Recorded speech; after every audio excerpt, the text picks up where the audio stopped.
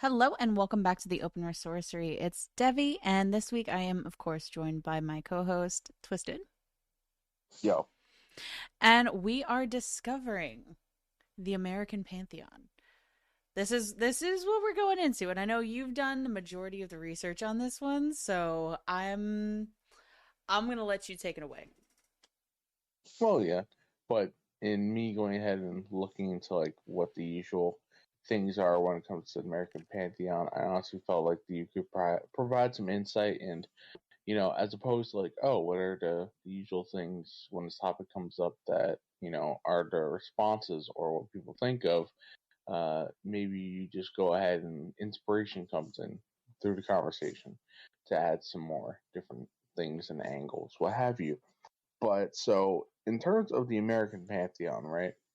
What does that necessarily include, right? Well, that could be interpreted in a variety of ways. You can think of like by American, obviously there's two continents named America. When you think of American, you can think of just modern America. You can think of Native American Indians and all of those sorts of deities, spirits, what have you that they have under that. But in all honesty, when we're referring to American Pantheon in this discussion, we talking about the United States of America from, its birth onward, or, and actually right now in terms of this conversation, we are recording this uh, just on and into right after July 4th. Um, so, very appropriate timing. And I will go ahead and say that in terms of anything you hear in the background, we may have some fireworks, dogs barking, car alarms due to said fireworks, anything like that. So if that does happen to pop off, then bear with it. But, aside from that, everything should be all good and dandy. But yes, so modern American Pantheon, right? So from the birth of the United States onward, and maybe even potentially beforehand, that more so like are local to the time, like local to the United States, and more so belong to the colonials. If we happen to think of any particular like figures, stories, what have you. But having that as the sort of you know the the template, the guideline that we're operating with in terms of figuring out what would potentially be part of American Pantheon, right? If there's anybody who, happens to exist thousands of years from now and happens to look back at the United States of America as a country in its heyday as, it being a dominant player in the world, or, you want to say an empire, or whatever the case may be. Yes, there's a lot of Christians in this country, a lot of Abrahamic religions that are, adhered to and followed by many people, many atheists, the whole idea of a melting pot. But, just like what exactly is it that we have constructed and deified, or could potentially be seen as, these spirits that are tied to America as a nation and part of like that particular manner of folklore around it, right? So, starting off, immediately what comes to mind is the founding fathers, right? And of course, they're flesh and blood people, but them being deified as time goes on. There are a lot of people who see them in a semi-divine or divine nature, in just like having written the Declaration of Independence, the U.S. Constitution, going ahead and setting the stage for the different principles and the form of government and the advancement of a democratic republic and all of these sorts of things that we have up until this day. And we can debate on the semantics of whether it's presently being adhered to, or it is going ahead and like we're living up to that spirit and intent of the original founding fathers or not. We can definitely go into semantics and talk about that quite a bit, but I think that is not necessary for this particular video topic itself. Um, but in terms of what I happen to think, right? just initially before I hand it off to you, Debbie. Like the founding fathers, in a sense, you know, in some way, shape, or form, they are. There's many people who do presently, and I think in the future, looking back, like there will be people who are looking historically, who will look historically and do this in retrospect as well.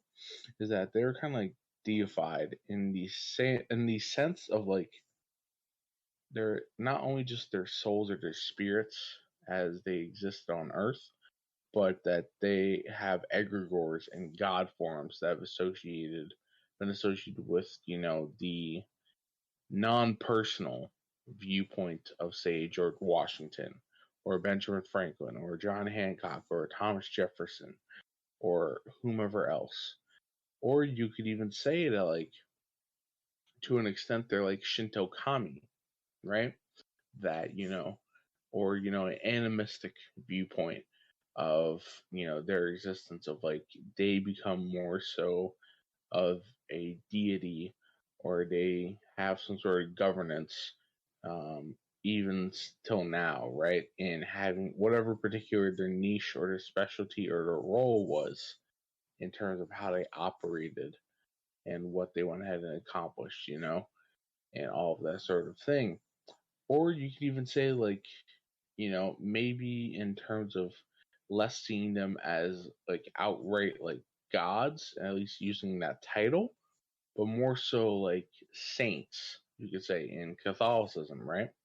And people who have, because of the works that they did, and at least by the, Catholic Church and the Vatican sort of like their manner of assessing and like putting a rubber stamp on different saints, what have you, their categorization as being, divinely connected individuals to, God the Father in Catholicism. And, like saying, oh, yes, in order to become a saint, you have to have miracles associated. You have to have, like, been known to do good works, that there was some sort of manner of divine influence or inspiration. And that, you went ahead and were utilizing that to the best of your ability, you know, even if you weren't necessarily a perfect person. Like, for example, St. Francis of Assisi was known to be a rather troubled person, not just like before he became a monk or what have you, but even, during him being a monk. You know what I mean? Not just like what he endured, but also just like, he had character flaws. But noticing that because of that sort of like divine influence and like the good works they did, that the good outweighed the negative, I guess, in that sort of sense. But I've gone quite a bit on a riff on this sort of thing. But yes, just to sum it up for the initial point, founding fathers, could be potentially egregores or god forms, or like Shinto kami, or like saints in Catholicism. Debbie, what are your thoughts? No, in that I would agree. I mean, if we're looking at governments going back from like the dawn of civilization, it's always been god kings or things like that, where they are deriving their power from deities or they are the deities themselves.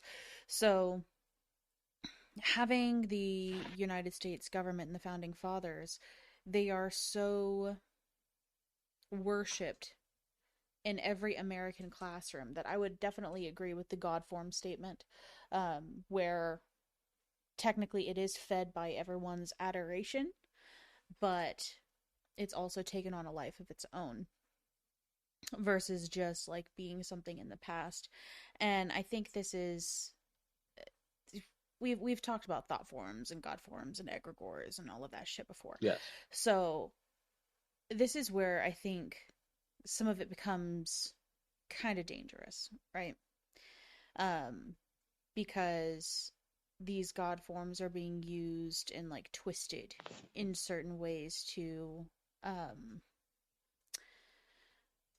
well, I think everything kind of gets twisted and used to people to serve people's certain ends, whether or not it was in direct alignment or directly opposite of what the founding fathers do or would have wanted, right? Oh yes. Um, but I could definitely see the deification of them.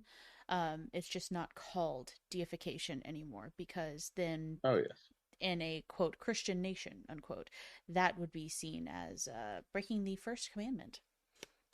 Well, that's interesting. You'll go ahead and you mentioned Christian nation point and all that because that's actually quite a bit of a debate that many people have had, historians and what else of like oh yes, is a word founding fathers Christian or do they have a particular sort of religion, right?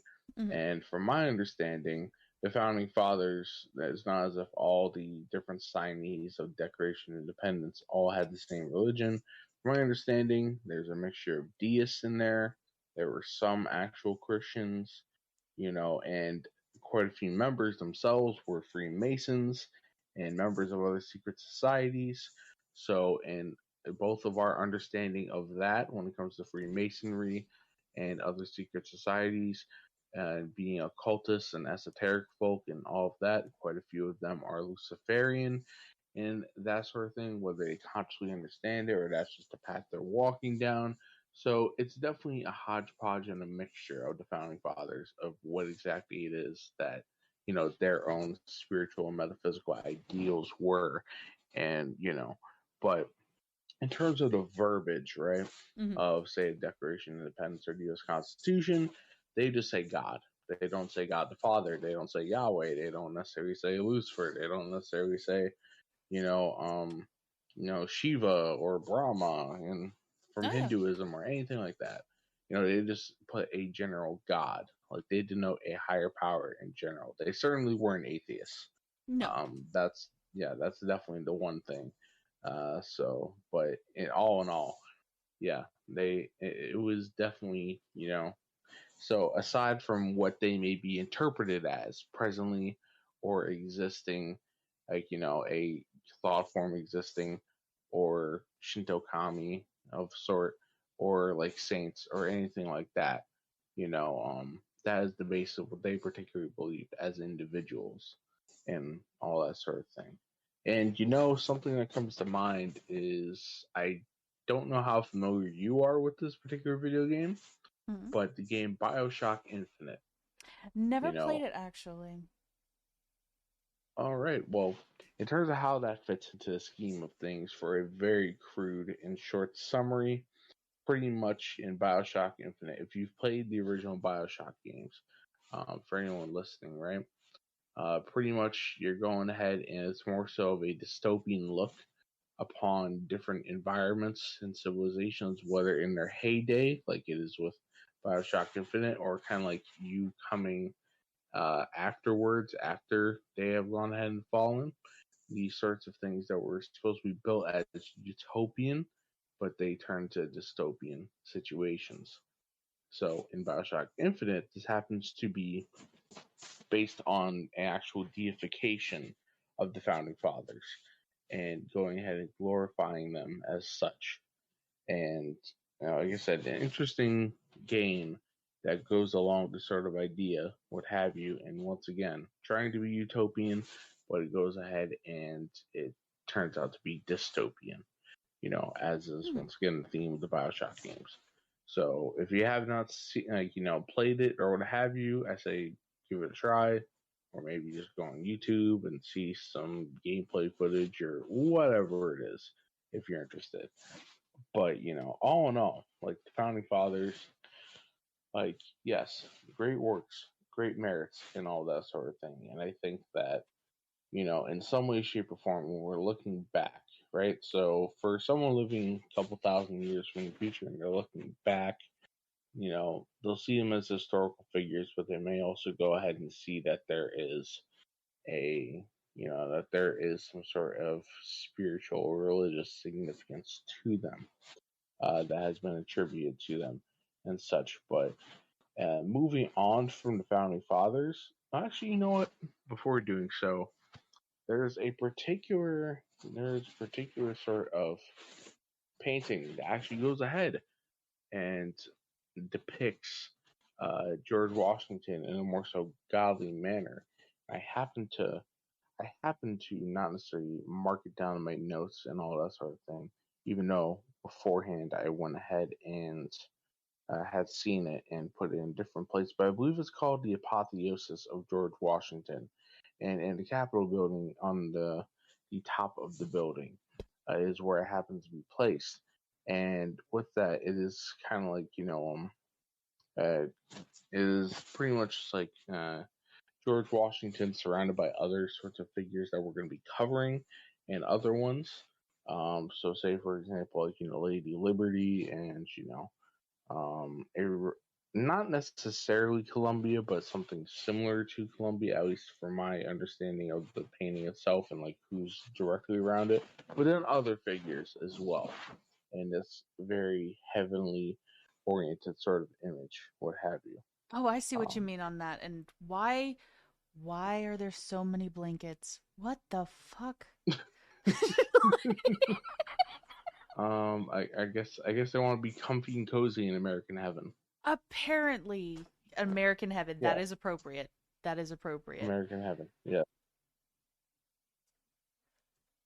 Well, this was gone ahead and painted well before the modern day and age, and where we have tons of different blankets. I'm trying to think what's the particular one, the Snuggie. Oh, Maybe they have Snuggies up in American Heaven or something like that. it looks very much at odds with his his general's coat.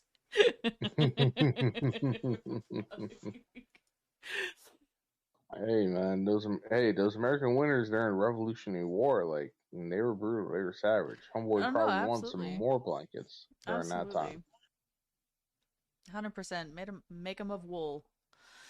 Oh yes, but so that's one depiction of a deification of George Washington, and then of course, like I said, the other. Oh, another thing we should probably mention that is kind of like a manner of deification of different presidents, and which includes George Washington and Thomas Jefferson, but also other ones who are not necessarily part of the founding fathers. And you could potentially extend this to, say, Abraham Lincoln, right, being on the $5 bill, and of course Benjamin Franklin's on the $100 bill, and Andrew Jackson, and all the different individuals on our printed money, what have you. You could say that in a sense is a form of deification and adding to that, right? And that their faces, their representation of them is continued and exists and lives on into this day, feeding the thought form of George Washington as opposed to directly the soul, the spirit, the persona that walked the earth in a physical form of George Washington or Thomas Jefferson or Benjamin Franklin themselves. Um, Absolutely. Given to Caesar what yeah. is Caesar's. Yes. All right. So I think we went ahead and covered the founding fathers good enough there for the moment, what have you. And aside from the founding fathers, like there's many different sorts of things we could probably go ahead and add to this discussion in terms of what could be potentially a part of the pantheon. But honestly, I'm just going with the more so lowest common denominator, lowest hanging fruit in these sorts of suggestions. Um, of what it could be comprised of. But this is more. This is definitely just like this is not for hitting all of in totality, but you start the conversation and the debate, and like there's a, we as Americans we go ahead and we look towards Abrahamic religions, what have you, or look towards paganism, or look towards Eastern religions, or whatever the case may be for different deities, spirits, gods, goddesses, maybe even Native American or Afro Caribbean or whatever the case may be. But technically, we have, there's potentially, with this being the starting point of hopefully a larger debate or continuation of a not as widespread debate of what about the local homegrown pantheon that we have going on here that we as spiritual folk who are tapping into this or what have you aren't actually utilizing for better or for worse. But to continue on, next that came to mind was Uncle Sam, right? And I'm sure you've gone ahead and there's a good chance if you are in the United States, they've gone ahead and seen many different sorts of posters where you have good old Uncle Sam pointing at you and like saying, "I want you," and I believe that is in relation to the war effort of World War II or World War One or both World Wars, depending. Um, but yes, that and um, it, Uncle Sam is definitely more so, at least from my understanding, a personification of the American government in a more so modern sense, and more so of like the authoritative sort of figure. Um, and I will say that for Uncle Sam itself, a more so modern representation where it definitely takes on that perspective and puts it in a more so negative light is with Kendrick Lamar's "To Pimp a Butterfly" album, which, you know, uh, once again, I'm a hip hop dude, naming albums, naming projects, all that sort of thing. "To Pimp a Butterfly," if you haven't heard it and you're into rap or you're just into music in general, definitely give that a listen. But all in all, the approach that Kendrick went ahead and took on it of Uncle Sam just going ahead and being like, "Hey, look, you know what? Like, I'm the government, and fuck you. I can do what I want." And you're just going ahead and you're part of the system and shit like that, and being that type of authority figure, Of course, many people nowadays go ahead and view Uncle Sam as such, and definitely more so back in the day of the world wars and when the actual posters were being put out, the propaganda trying to galvanize patriotism, which is not necessarily a bad thing. There's pros and cons to it, but all in all, right, Uncle Sam very much is like, this is America, and we're going to be more so of an aggressive force. We're not going to take this shit. We're going to do what we do to protect our people and so on and so forth, or keep the establishment of the government going. But what are your thoughts on Uncle Sam as a persona, as a character, as a potential part of the American pantheon? So, as you were speaking, and I know this is going to seem a little off topic, but I promise you it's not. This came to me almost as America being the rebirth of the Roman Empire, in a sense. Oh yes, And from that, I'm just like, I'm looking at fucking Mars. Why have I never understood that that's yes, exactly who the fuck he is? And okay, then. Well, that's fantastic. yes. And I had a whole lot of internal things just kind of click into place, and I'm just like, oh shit. Um, Oh, yeah, it's funding the wow. American war machine through through the propaganda posters and all that. No, I got you, and that is not necessarily off topic. It's not necessarily out of bounds because that's actually something I was going to bring up for another persona, another figure of like, all right, what exactly was it based on? And I'll just wait until we get to Yeah. that persona, what Yeah, have you, to it's address it more so. it's But just the yes, way that I am seeing it, and honestly looking at the apotheosis at the same time. I sat there and I'm just like, there's Poseidon, there's Hermes, there's Athena, there's Demeter, that's fucking Hephaestus. What the fuck? Like, oh yes, yes. Well, we get our form of government in terms of being a democratic republic from the Greeks and the yes, Romans. the Greeks and the Yes, and all that Romans. sort. Yes, and all that sort of thing. It's very Greco-Roman based. It's not a surprise and all of that. And like once again, the whole idea of, is this a Christian nation or is it just like deist, and to whatever extent of trying to classify it. But all in all, right, like the in trying to establish an American pantheon, we can have influences that go ahead and feed into these personas and all Mm-hmm. that. But it wouldn't be appropriate to say like, okay, like because they were so into Greco-Roman shit, that like, okay, we No, go ahead and we have No, I know that's not what you're saying, but I'm just saying, like, like, yeah, they were into it quite a bit, what I mean, in Oh these yeah. figures. Like, yeah, giving reverence to Hermes or, Poseidon or, maybe Ares or, Athena or whomever else in that particular sort of, Oh yeah. in that And no, particular, and the yeah. way that I see it in terms of all god forms, and this is my own personal like 2 cents on it. A lot of these god forms, they are the same thing just called by a different name. And Oh, so, yes, in our culture, it would be called by something completely different. It wouldn't be appropriate to be like, oh, that's Athena, or oh, that's Ares, or whatnot. Like, yeah, yeah, that was from, uh, ages past, but that is not what their yes, current name is. That's like you go and you get a yeah, name change down at the courthouse, and then somebody's trying to still call you by the old name. It's like, that's not who I am anymore. yeah, yes, And it just yes. it to me that clicked into place. I'm just like, oh shit, I'd never even Oh, yes. thought of that. So um Different aspects, different personas, but the same core planetary archetype in energy. very much so. Yes. Ah. Yes, that is, yeah. That sounds like you had quite a bit of a light bulb go off. You had like a mind blown dude sort of moment. I That am one. Thank God the light bulbs in my head are LED, otherwise that shit would have exploded. Like fuck. Well, in all honesty, I think that goes ahead, and we should go ahead and talk about Lady Liberty then, who very much like in terms of the actual foundation of Lady Liberty, right? And all of that is very similar to that sort of manner of like eureka moment that you just had right there.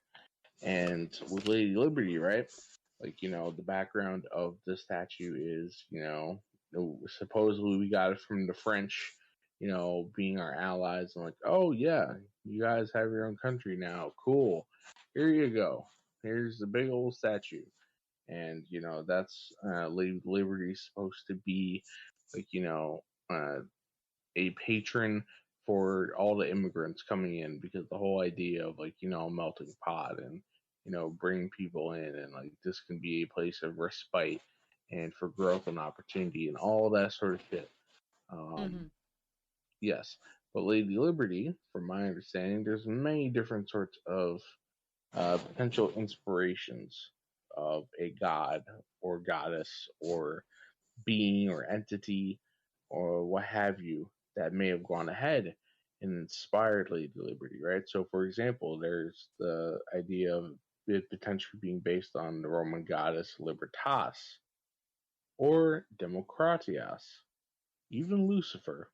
And once again, the whole idea of, quite a few, like, founding fathers and people were Freemasons. So it made quite a bit of sense that, because once again, Lucifer is, tied into Freemasonry and going through the initiation process, right?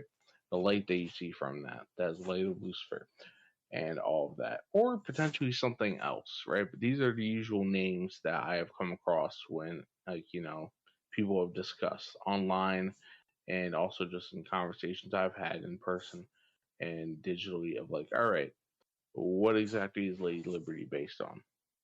And all that sort of thing. And also another thing that comes to mind is like for the notion of like, wait, what are you talking about? That could potentially be like Lucifer and all that sort of thing, right? Well, you know, for those who are aware of Saint Lucia, right? And that particular figure, and I forget the name of the holiday in Sweden, but there is a festival of the lights. I believe it's actually what it's called, right? As opposed to the original Sweden, but more so like a crude English translation of said holiday, right? Mm-hmm. They go ahead and go in church and they have themselves a mass and all of that sort of thing. But and this is not only just going ahead and me speaking about it from the outside looking in. This is something that has been mentioned with Swedish folks that Debbie and I both know. Mm-hmm. That's and who are more so of a esoteric mind and more so spiritually, magically tapped in, all that, that it is literally just, oh, hey, look, this is a good old cover to go ahead and worship the light bearer, the light bringer, Lucifer, but in a female form, in a Catholic, condoned sort of manner, and form, what have you. So, would it necessarily, just understanding that right there, right?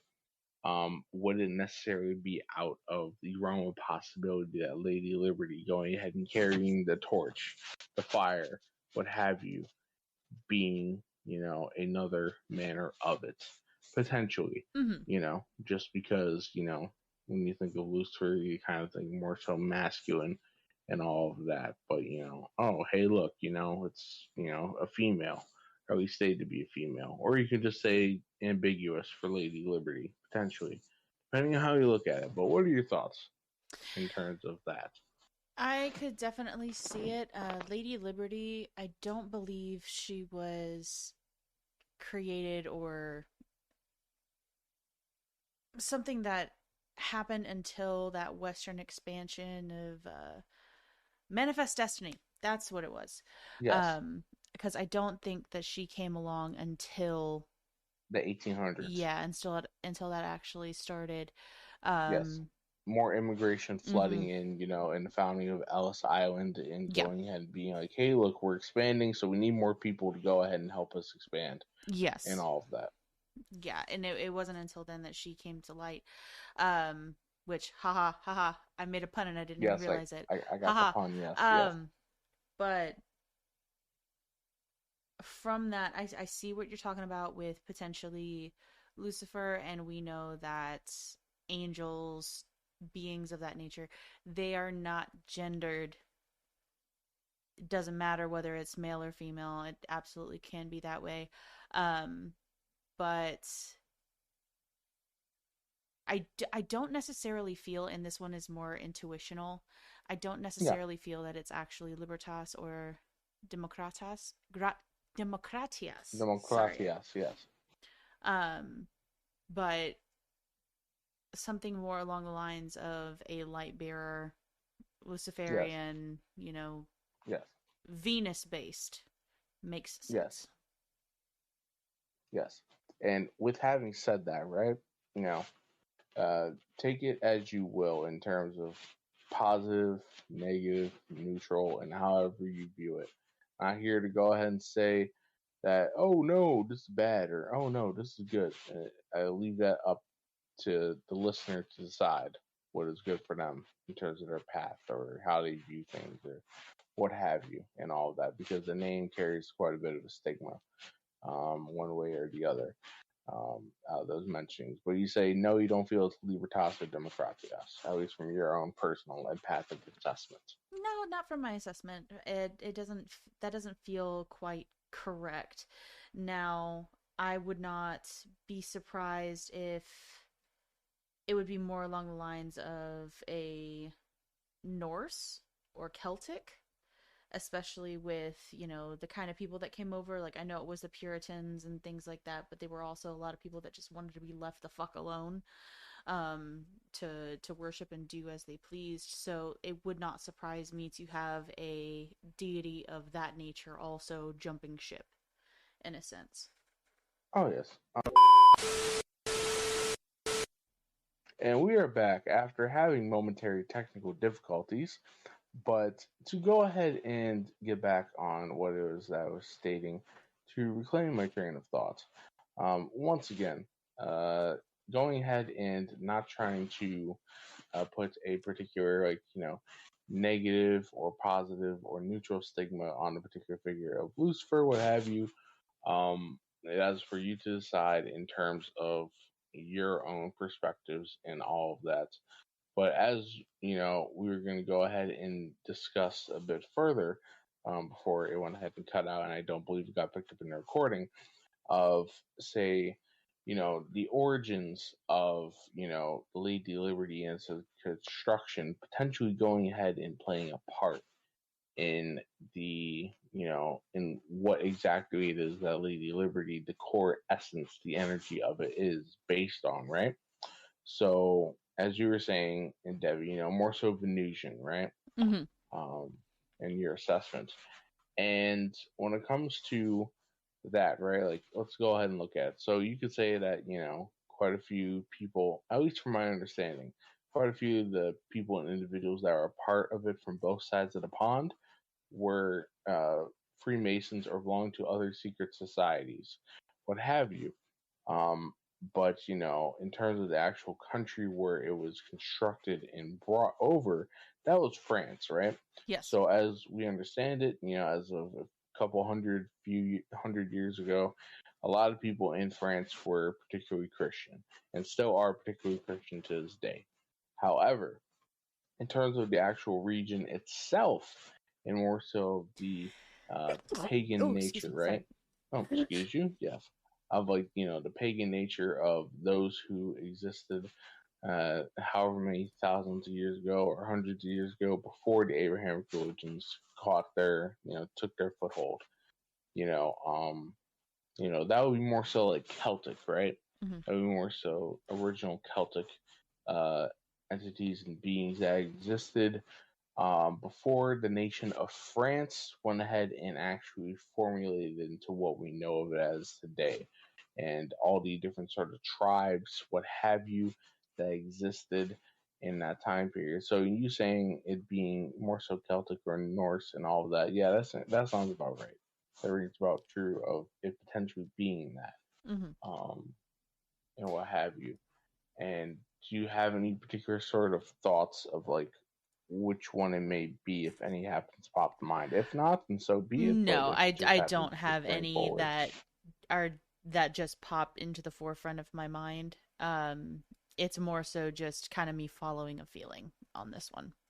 Oh yes, oh yes.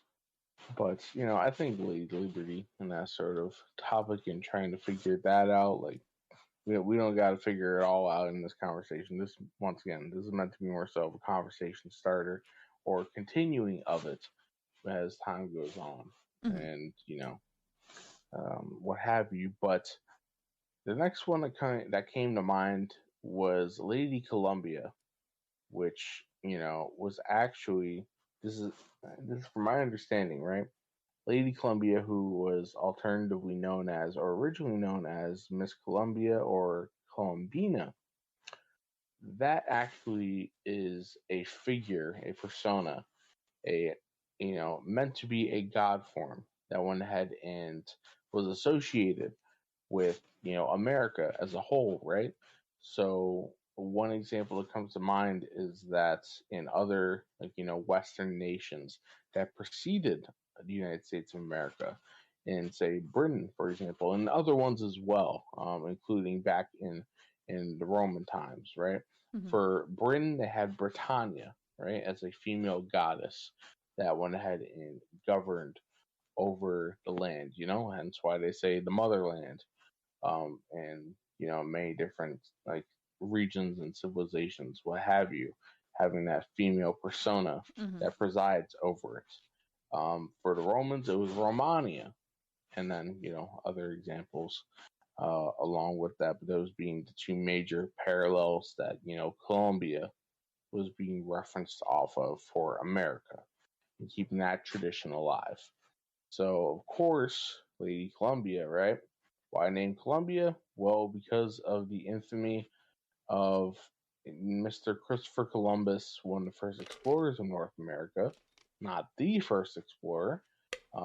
Truth be told, I don't think that, at least from my own manner of understanding, that there is a actual like anyone who actually truly firstly discovered America is not going to get credit on that. But at least in terms of how we go ahead and our modern textbooks and what we're taught in school goes ahead and documents it. The first explorer, at least by that sort of thing, was Leif Erikson and all of that. More so being of a like original Viking sort of like guy, and him being historically accurate first, going Mm-hmm. towards Nova Scotia, and more so up towards Canada and North America, what have you. But because and also I believe maybe some French or Spanish explorers may have gone ahead and preceded Columbus, but the namesake goes to Columbus and all that sort of thing. Now, what say you in relation to that? Because I know you have quite a bit of opinion. Yeah, well, I mean, first off, Christopher Columbus was an asshat and quite frankly should never ever be honored. But that is my own personal opinion. From there, we go to yes, I see the reason why they took Columbia and named her after the explorer that discovered the island, although I really think it's more so the European that made a connection across the pond, um, or started European expansion into the Americas, which I find more accurate.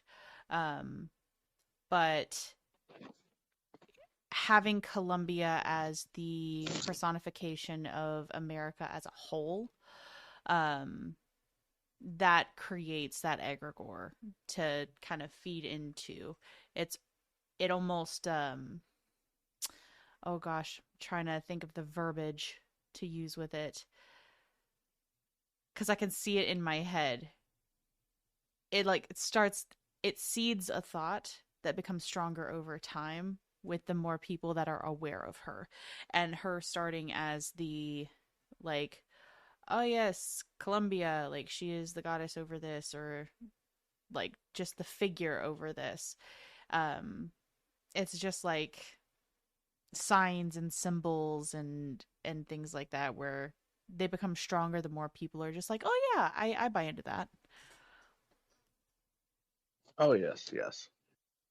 And you know the thing about the figure, the persona of Columbia, right? So when you think Columbia, like at least in the most modern iteration, like you think of Columbia Pictures for those who enjoy watching quite a few movies, and that's her representation of the figure.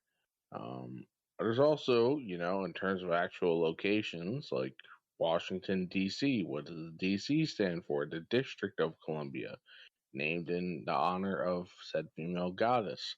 you know, um, in terms of what happened to be the first unofficial anthem in the United States, right? That was Hail Columbia, which I believe, from my understanding, I forget the particular name, but it was gone ahead and crafted by either a former slave or a slave at the time, a black African American slave.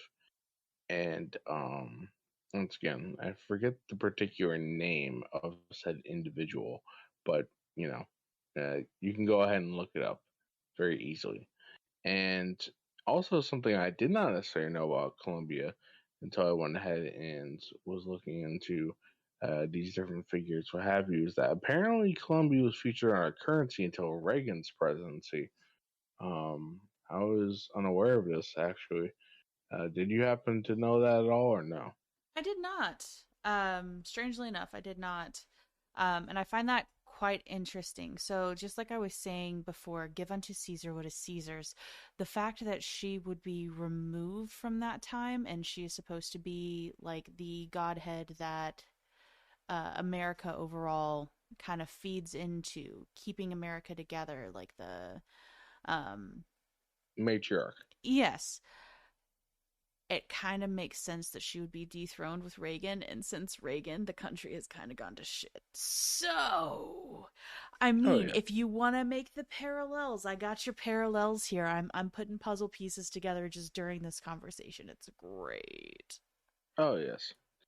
And yeah, like in terms of like the American figures, of say, Uncle Sam and Lady Liberty and Lady Columbia, and those like personages that were made to embody America itself or the American spirit, yeah, I can definitely see them as God forms. I can definitely see them as existing. And not necessarily saying that it is limited to those, but those are the ones you're going to commonly think of, and what have you.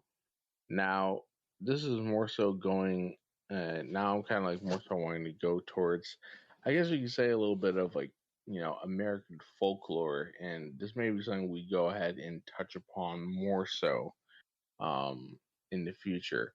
giving its own sort of segments, whether it be of like, modern United States folklore or maybe potentially tapping into Native American, what have you. But at least figuring that, if there's a pantheon or a mythos or anything like that associated, that these are worthwhile to go ahead and at least mention for a time being. So that of Paul Bunyan, and his good old giant bull Babe, and the different mythos and stories that tied along with him, and that being like associated with, once again, manifest destiny and westward expansion. So all in all, pretty much like um, if for those who don't know who Paul Bunyan is, for a very crude, simplistic sort of like summary, Paul Bunyan was a big old ass baby that turned into a big old giant, and the exploits of Paul Bunyan are said to go ahead and have made actual like geographical impacts on everything pretty much west of the Mississippi and all of that. Once again, the whole going ahead and treading across uh, newfound territories, and all of that sort of thing. Um, Once again, Paul Bunyan and his good old bull Babe. And from my understanding, right, like there's several different origin stories for Paul Bunyan, but at least one of them that we've gone ahead and mentioned, like Germanic and Nordic sorts of like entities, and deities, are Celtic origin and have you, but that's one of the origin stories apparently is that Paul Bunyan came from Europe, potentially going ahead and saying, oh yeah, he's just more so like a Norse giant, and there being a sort of tie-in or parallel to that, which it makes a bit of sense, but once again, variety of different backstories. When you think of Paul Bunyan, what do you think of in relation to the mythos and how they would fit in all of this? I mean, there is always deity explanations for why the mountains are the way that they are, and who, like, if we take like Hawaii for example, right? Like, who brought the islands up from the seas, kind of thing. Like, there's going to be a god associated with that. um but I think every land has somebody that they associate that with. And then of course the fact that he is used by lumberjacks and things like that. So the people that were working the land, the people that were actually like going out into more like wilderness thing, and cutting down trees in mass and spending time with the land, they're the ones that tell the stories of him. um so it makes sense. Oh yes, yes. Um, to go ahead and just very briefly mention a couple other figures, what have you, that are more so like folklorish or like part of like you could say the American mythology, is like the headless horseman from like the Legend of Sleepy Hollow, right? Even though that was a fictional story, what have you, and I forget the particular author um, of that story. Yet, all in all, right, like in having that fictional basis, it may have gone ahead and grown potentially to a life of its own. Once again, the idea of like what we were attributing to the founding fathers of like egregores and god forms being made after their lives, or like like the impersonal sort of like viewing or perspective of those individuals, Mhm. can also be gone ahead and applied potentially to Headless Horsemen, Well, and I kind want of to I want to stop you on that one, because the headless horseman, that actually pulls directly from the fae. That pulls from things that are outside of human understanding, or outside of the human realm, because a headless horseman That's the Dullahan, and that's actually in Irish mythology. So Yes. that kind of shows the pull from that, and like, hey, these things followed us over here. And so not only, you know, are we a cultural melting pot, but guess what? We got things that now roam this land that doesn't necessarily spawn from here. Originate. Yeah. The Native Americans themselves were not necessarily originally interacting with, Mm-mm. or at least not necessarily in that form or manner. Yes. But yes, in terms of other stories that, you know, once again encapsulate folklore or potentially a mythos that you could say are part of the American Pantheon or the overall, like, you know, the mythology, the American mythology, right?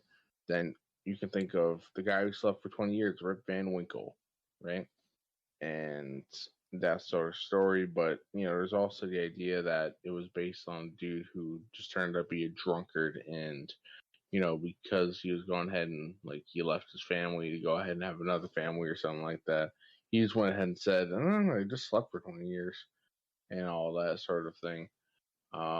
Whether, you know, once again, regardless of whether the origin story, whether you want to say it has more so that realistic background, or maybe Homeboy did sleep for 20 years, or whatever the case may be, you know, since then, you know, and into the future, right? There being more so of a thought form associated with it and growing in its own right and respect and being created, right? Mm-hmm. And all of that.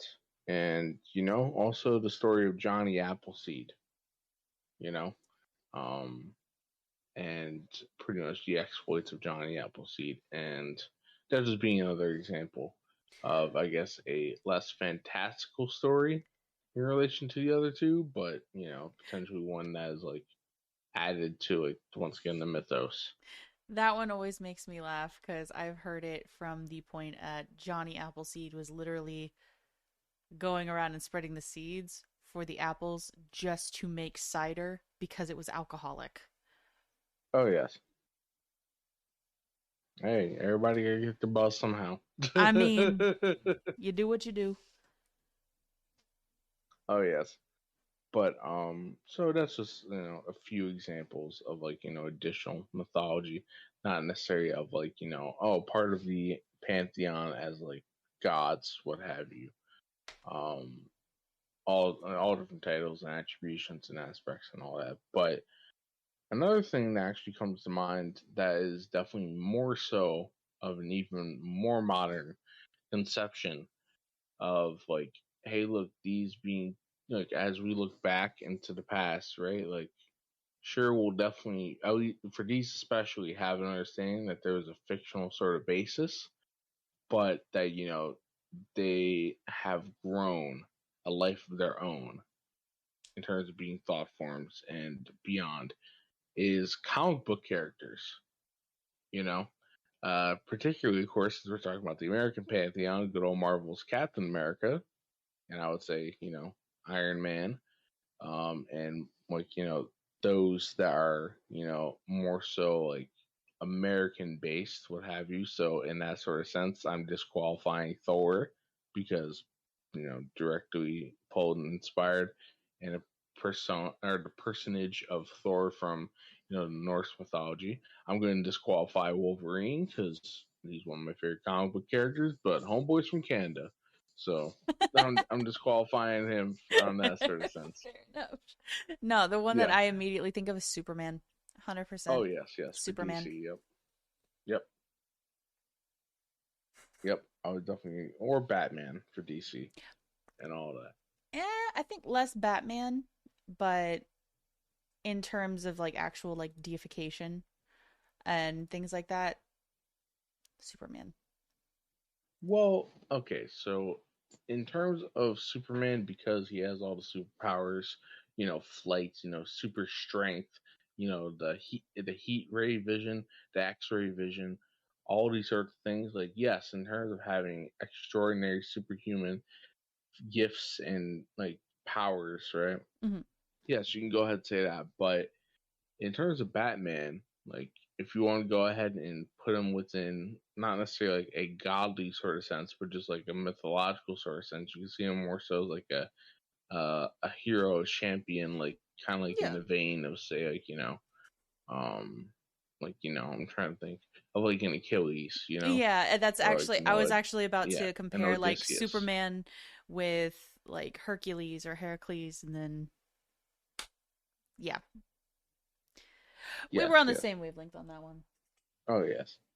Of course, other different like comic book characters, and once again, like I think at least in this sort of conversation, the only requisite that should be had is that they're more so the character itself is based in having lived in the United States or originate from the United States, and Hmm. not having a completely direct inspiration from something outside of you know the United States itself. At least just for this topic conversation subject, Hmm. what have you.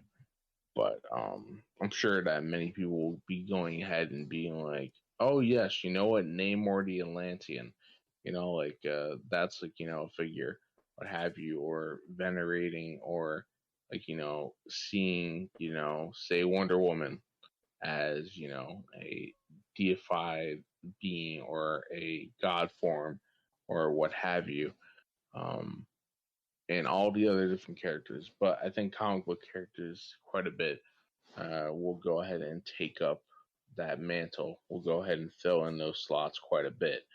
Already are in a sense, but once again, in as the future goes on, and we as United States of America are seen in the same way that we view the Greeks and the Romans and the Egyptians and the ancient Hindus and ancient Indians and all those different sorts of folks that precede us, all different civilizations. When there's other civilizations on the planet, whether it's a global civilization or regional or what have you, is looking back into their past, like that's sort of way that these figures, I believe, will be seen and interpreted in some way, shape, or form. Absolutely. You know what it reminds me of? All I can think is the movie Hancock, Yes. where they're just like we were called angels and gods, and now it's superheroes and things like that, where it just evolves over time. So the entity remains the same,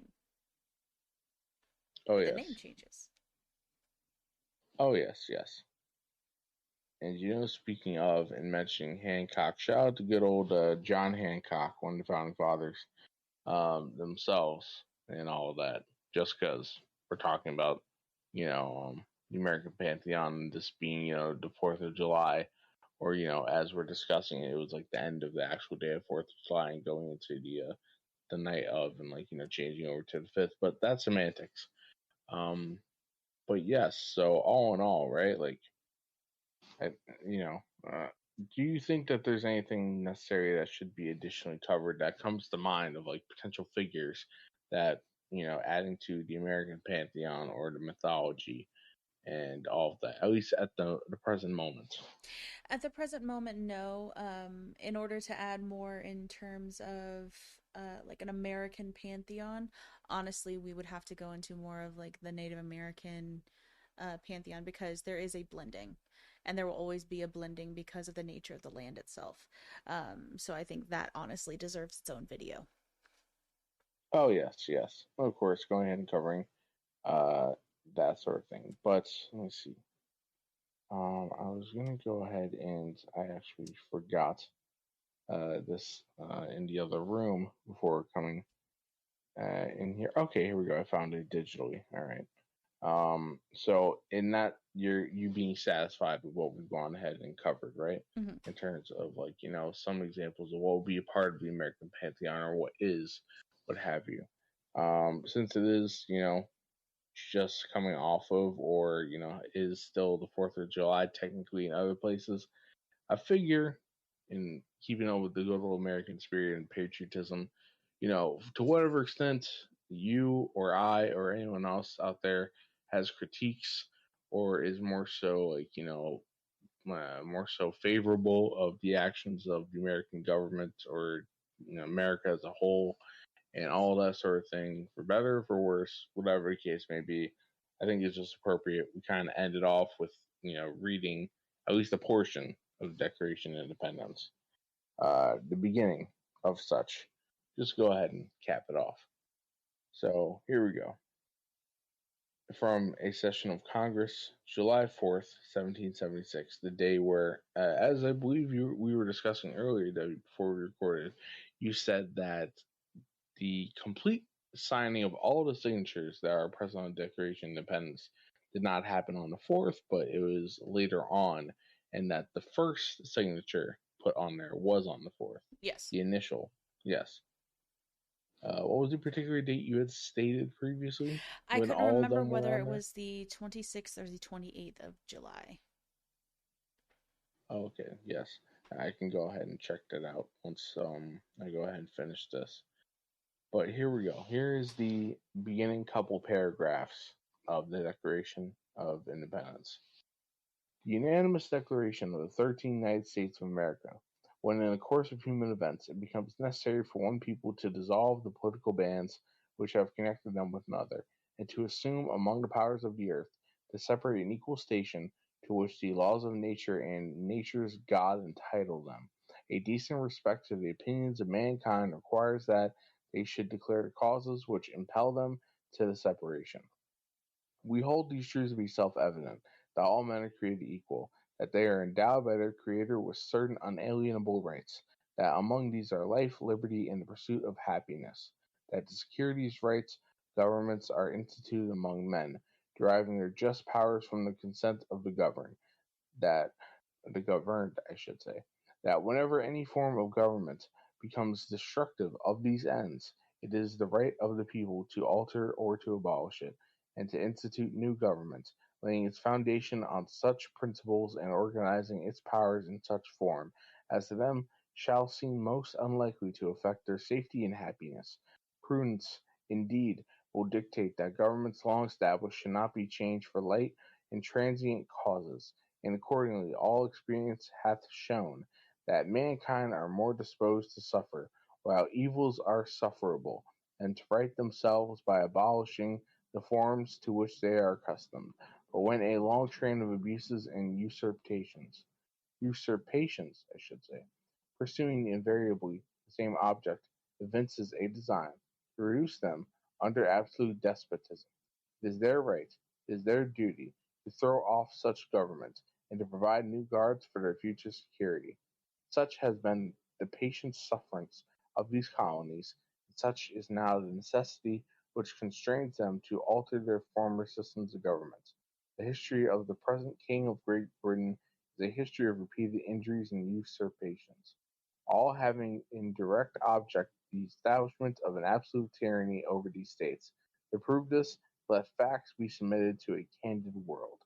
And thus goes ahead and lists quite a few many grievances and all of that. But that is the very beginning of the Declaration of Independence in celebration of it being Independence Day. And not necessarily the movie with Jeff Goldblum and Will Smith, even though classic movie. I think we can, those who have seen it can, for the most part, agree with at this point. Yes. Yes, the future independence that we shall gain from aliens coming to invade. Yes. All of the alien shit coming to light. Yes. Yes. All right. Yes. But yes, I think that goes ahead and about wraps it up for this particular subject. So yes, will you go ahead and take us away, Debbie? All right. This is the Open Resorcery. This has been Devi. And of course, Twisted. Yep. And you guys have a wonderful night. Stay frosty, Peace.